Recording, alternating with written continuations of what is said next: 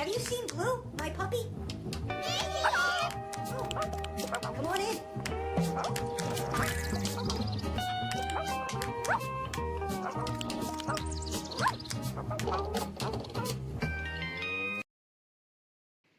Oh, great! I'm so glad you guys are here. But wait, where's Blue? Oh, Blue! There you are, boy. What do you have for us? Is that a letter addressed to us? Who could this be from?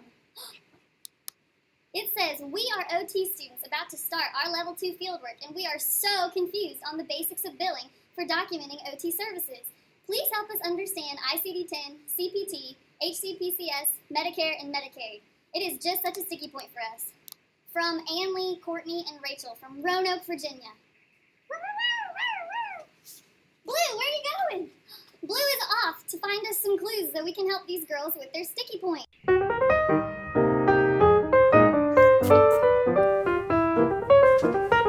Man, where could those clues be? What? You guys see a clue? Where is it? Behind me? Ah, there's a clue. What could this be? Here's our neighbor Mary. It looks like she's unpacking some boxes. What do you have here, Mary? Well, you know, I figured it was about time that I start unpacking my Medicare boxes. Medicare? Yeah, Medicare. Ever heard of it? No. Well, Medicare is a health insurance program. Components to Medicare, but two of the big ones that we're going to cover today are Part A and Part B. What's in Part A? Well, let's see here. Part A covers hospital care, nursing home care, hospice, home health, and skilled nursing facility. And the important thing to note about a skilled nursing facility is the length of stay. Days 1 through 20 are free for the patient. However, days 21 through 100 are approximately $160 per day for the patient to stay there. And then, if the patient must stay more than 100 days, it is completely up to the patient to cover and pay for their stay. Wow, Medicare sounds great. I can't wait till I'm 65. Tell me more, Mary. All right, well, Part A is paid for before you're 65 through your payroll taxes. But then, Part B is a monthly premium that has a low deductible. That sounds great. Part B also covers things that Part A doesn't cover, such as outpatient services and even some components of home health care.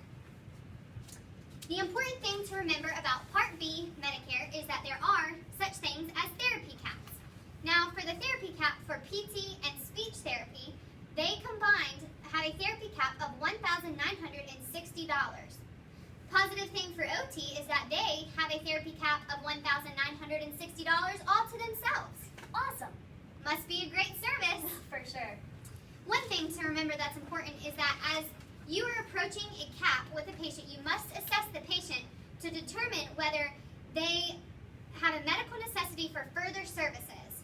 If you establish the need for further services with a patient, you then start to bill under the KX modifier. Do you know what that is? Not a clue.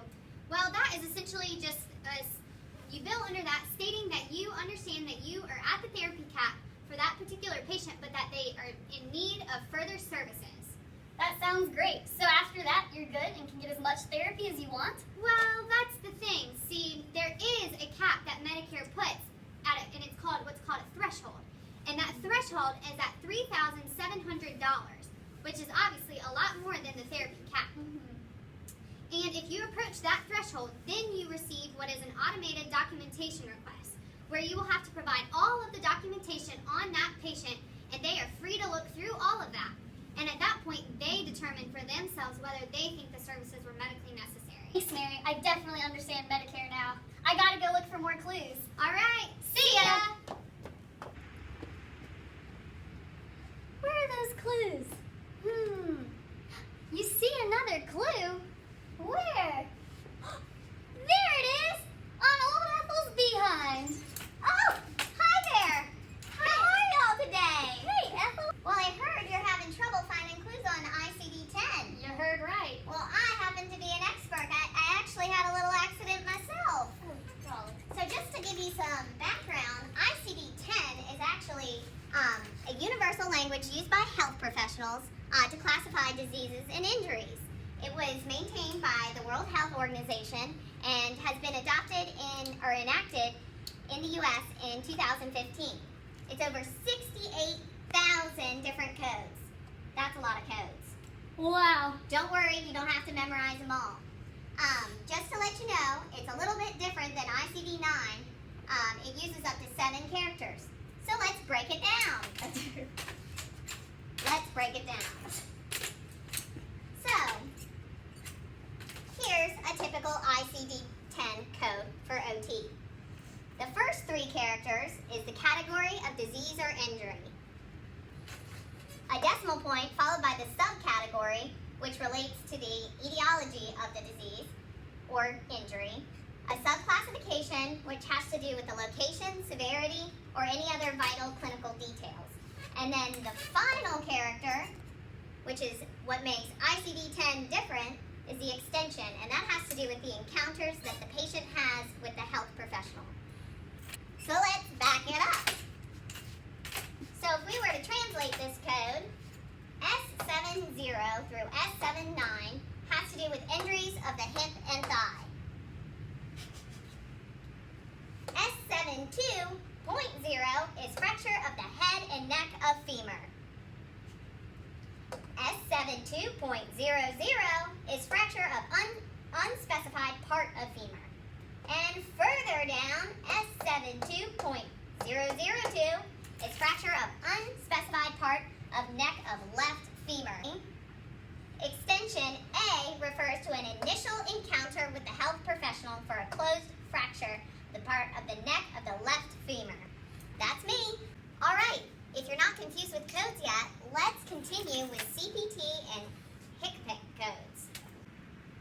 These codes are used to describe a procedure that was performed on the patient. There are 5 characters and they're all digits representing a physician or non-physician service. They're broken down into 3 categories. Category 1 is procedures consistent with contemporary medical practice. There are 6 subcategories in this section. Category 2 is supplemental tracking codes that measure a patient's performance and status. And Category 3 is any emerging technology that's used during the service. An example in my case was they used 97100.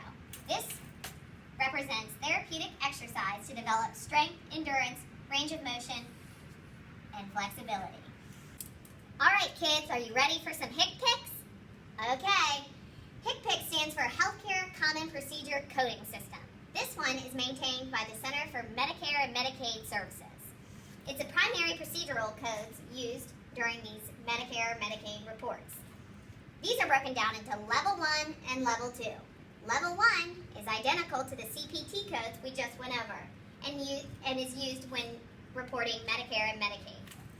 In Level 2, it describes equipment, medications, and outpatient services that are not included in the CPT.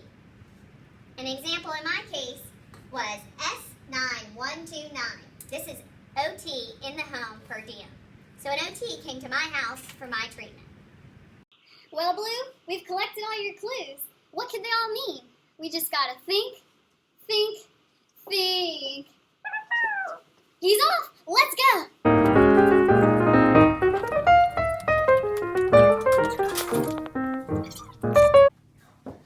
Gosh, wow, Blue, you are a fast dog. Look, is this what you were leading me to? Now that we know all the components of billing and how to properly follow all the codes and procedures, we are sure to get our reimbursement check.